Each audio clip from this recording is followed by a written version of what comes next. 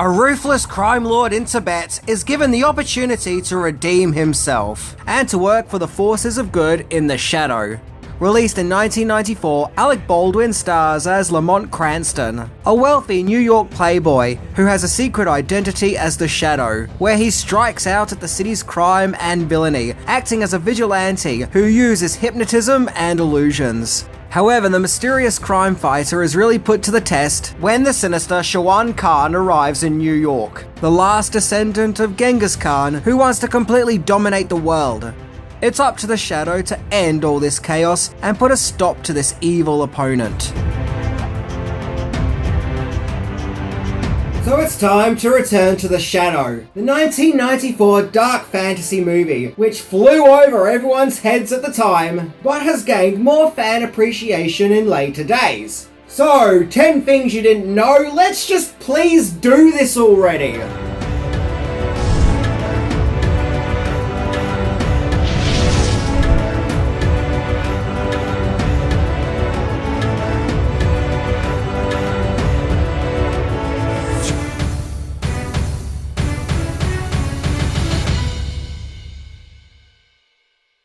Number 10. Origins of the Shadow. The Shadow was first created as a mysterious, unknown narrator of a radio show called Detective Story Hour, all the way back in 1930. He was kind of an advertisement gimmick to promote sales of the detective crime magazine, Detective Story Magazine. However, kids were approaching news stands and asking for magazines based on the mysterious Shadow that they've been hearing on the radio. This prompted Detective Story Magazine's owner, Street & Smith, to hire writer and professional magician Walter B. Gibson to create a backstory for the Shadow, where in 1931 the Shadow became a popular pulp comic character. The first interpretation of the Shadow was called Kent Allard, who fought as an aviator pilot during World War I, where after the war he decides to fight crime and often uses magic tricks in order to trick the criminals that he hunts down, with them believing him to be a supernatural being. After faking his own death, Allard would take on several aliases, including that of Lamont Cranston, a wealthy playboy who resides in New York City. The character would prove so popular on the printed page, more radio dramas would ensue, in which the famous words, "Who knows what evil lurks in the hearts of men," was created, becoming an iconic sentence in the English language. And at one stage, even the legendary Orson Welles himself voiced the character.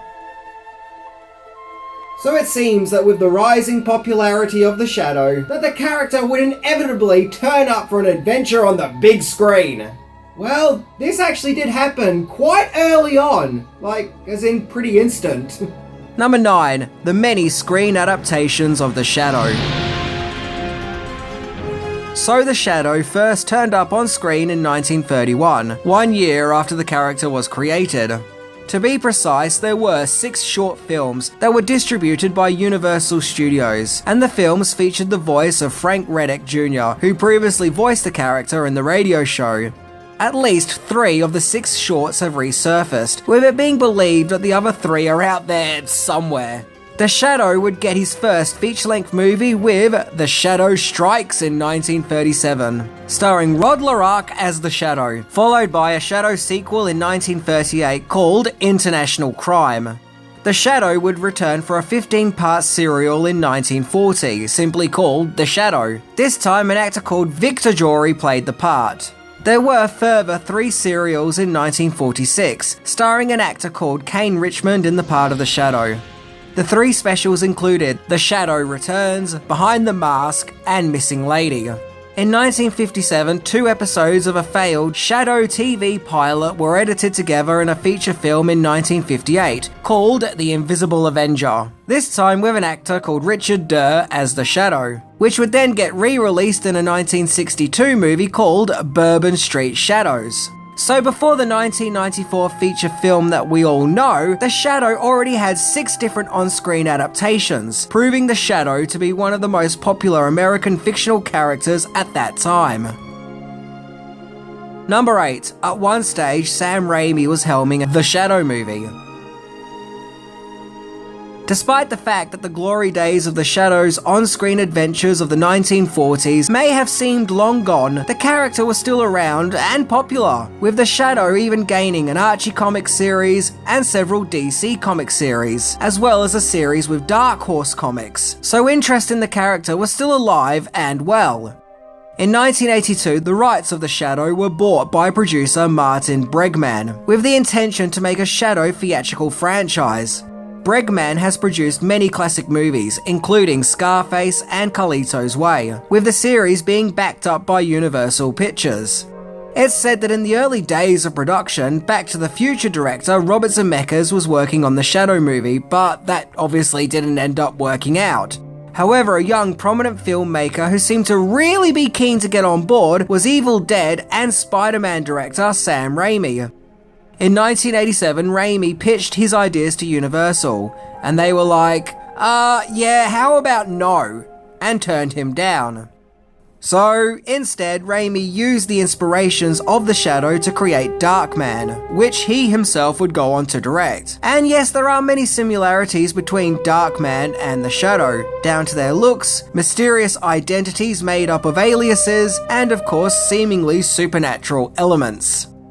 So Darkman was pretty much made because Raimi didn't get to make a movie about the Shadow. Really in a case of history repeating itself, where George Lucas made Star Wars because he couldn't make a Flash Gordon movie. Number 7. A script course correction. So as early as 1990, scriptwriter David Coep was subsequently hired to pen a script. At this stage, there were several potential scripts, of which the studio weren't happy with the tones of each script, with some being too dark, too light, or focusing too much on humour, of which the studio didn't find particularly funny. Coep took inspiration from the original radio plays and the early pulp comics, and wanted his Shadow script to be a story of guilt and redemption, with the Shadow atoning for the darkness of his own heart.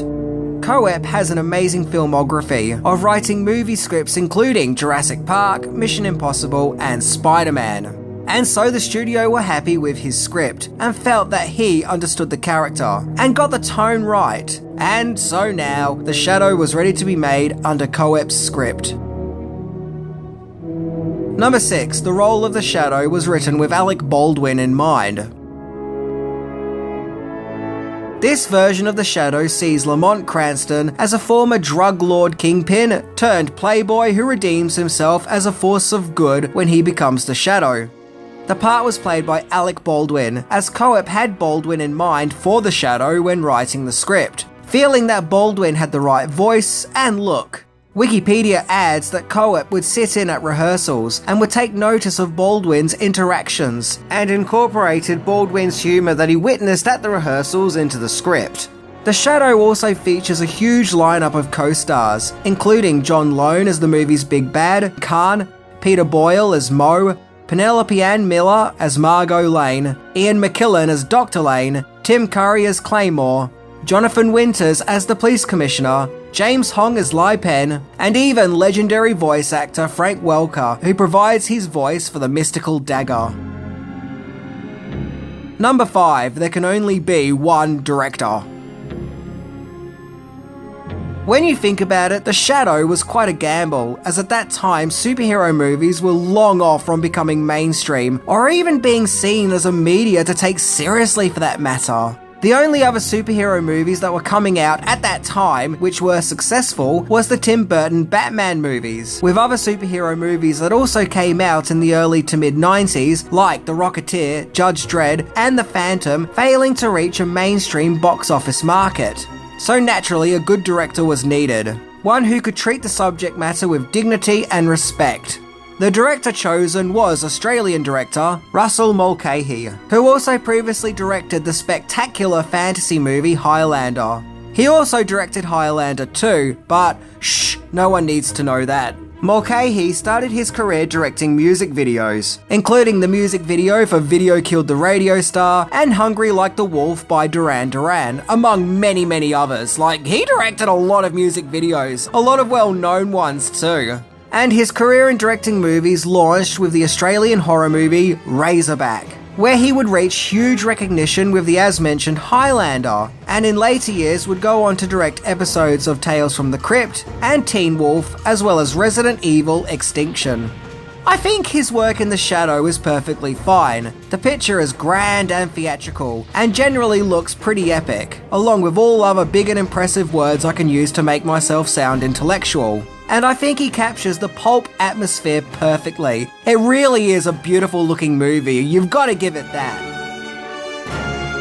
Number 4, filming location. The Shadow was filmed at Universal Studios, namely its backlot in Hollywood.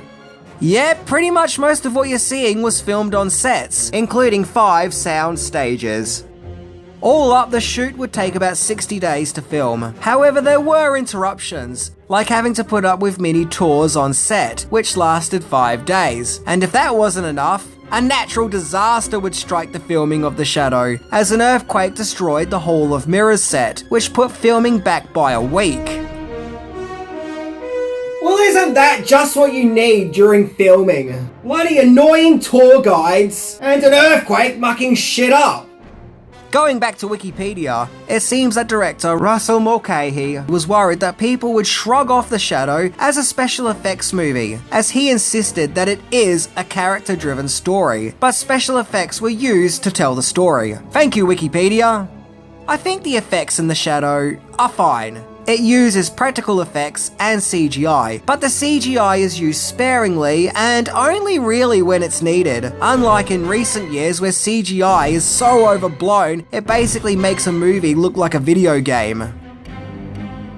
Number 3, the music of The Shadow. The music of The Shadow was composed by the legendary Jerry Goldsmith, and as always, he puts together a masterful score with an alluring, bombastic orchestra. I personally think the 70s, 80s and 90s was Goldsmith at his peak, where he got to score some truly fantastical movies and provide equally fantastical music along with it. It also seems that in 1994, Goldsmith was quite busy, as also that year he scored Angie, never heard of it, Bad Girls, The River Wild, and IQ. I would say I've never heard of that one either, but I think I sort of do remember that one. Not only did the Shadow movie give us an awesome Jerry Goldsmith score, but also a lineup of action figures too, in, oddly, some really out of place, bright and colourful packaging. Seriously, your product is called The Shadow, you know, as in darkness. Wouldn't it have been better to make the packaging black like the movie's poster? I was never aware of these action figures as a kid. In fact, I don't even think we got them down here, which is a shame as they actually look pretty awesome. And had I had one of these action figures as a kid, then I probably would have really actually gotten into The Shadow. There was even a Shadow pinball machine, and it was designed by Brian Eddy, who would go on to design the Attack from Mars pinball game. So seeing how I have the Attack from Mars pinball machine, I really do approve this. Number 2, failed to launch a franchise. Universal released The Shadow in July 1994, and it was anticipated to be a summer blockbuster, which would be the starting point of sequels to follow. Sadly, The Shadow was a box office dud, only bringing in $48 million on its $40 million budget, with it being a huge disappointment, especially considering Universal had such big plans for The Shadow. Nope. It's like The Shadow took its box office Viagra and still couldn't get it up. One thing that has been attributed to the movie's failings is the fact that it was competing against The Mask and The Lion King in the box office, 2 extremely popular movies. Hey, I guess everyone wanted to see those singing Disney lions or Jim Carrey being Jim Carrey with a green head. They weren't really interested in seeing Alec Baldwin with a prosthetic nose or some weird talking dagger thing. The Shadow also got mainly trashed by the critics. Although many felt that it was a visually impressive movie and looks great, it of course was compared to the Batman franchise, with it being felt that it just could not live up to those movies. Empire praised the movie's visuals and effects but didn't like the story, and oddly found it rather cold for an action-adventure movie. And to make matters worse, Entertainment Weekly would add The Shadow 1994 to a list of 21 worst superhero movies of all time. Oh, damn, tough audience that day. Number 1. The reboot that nearly was. Despite the fact the financial failings and critical slaying of the 1994 Shadow movie put a stop to further Shadow movies to happen, we very nearly got another Shadow movie when it was announced in 2006 that Sam Raimi and Michael Uslan, who has produced every Batman movie from 1989 onwards, were working on a new Shadow movie. So maybe now Raimi can finally make that Shadow film that he wanted to all the way back in 1987. In 2007, Raimi further stated that the rights have been required and that he and the creative team were trying to work on a script that'll, quote, do justice to the character. It's also rumoured that this Shadow movie was to feature fellow Pulp characters, Avenger and Doc Savage. But over the years, nothing happened. Jump to 2012 and Raimi took part in a Q&A panel at Comic-Con when someone asked him about this supposed Shadow movie and what on earth is happening with it. Raimi said that they just couldn't come up with a good script and thus the movie won't be made. Wow. Disappointing, I guess. I wonder if the cancellation also had something to do with the fact that while Raimi would have been working on the Shadow reboot, a movie adaptation of similar old-school noir hero The Spirit also came out, which was a complete disaster.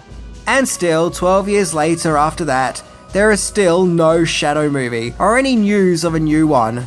So in the meantime, if you need a theatrical Shadow fix, you'll just have to make do with the 1994 movie. Although the movie has its problems, I still find it to be a lot of fun, and something of a guilty pleasure. It's well made, well acted, as well as now having a nostalgic factor. And I think that over the years, many people have gone back to The Shadow 1994 and have realised, hey, this actually isn't a bad movie after all, and it's nowhere near as bad as what we were told it was. In fact, it's a fairly decent movie. So if you want a fun B movie that pays homage to the days of Pulp, then the Shadow movie might be the ticket that you're looking for.